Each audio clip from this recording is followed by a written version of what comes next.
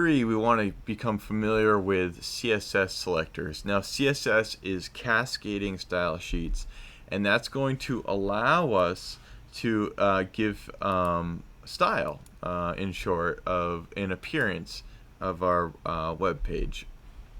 So last in my example, I did it inline by adding it as an attribute, saying that style equals background color blue, for example. Now this would be inline. It's saying like all this is all HTML.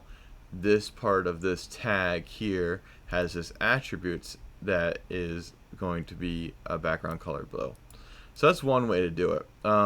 We want to use selectors, and we can either create it in a separate page, or as I also mentioned, we can put it in the head section.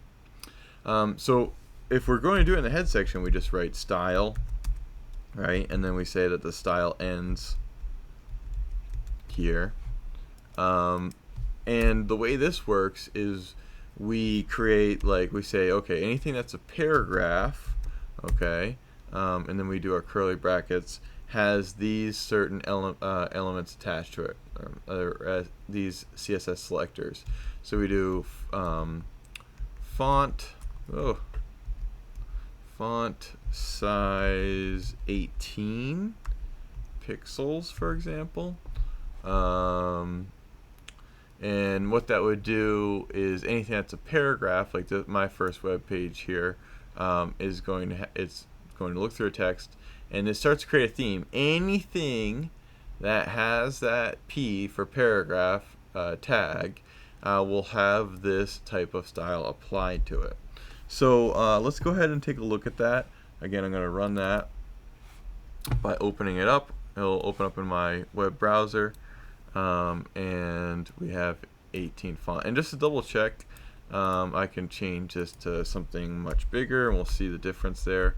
That's 30 pixels, and then if I refresh this page, that text is much bigger. So that is a CSS property.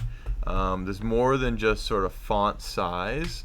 You can add different pieces of code. You can change it to different colors, different font sizes, font type. You do your Times New Roman.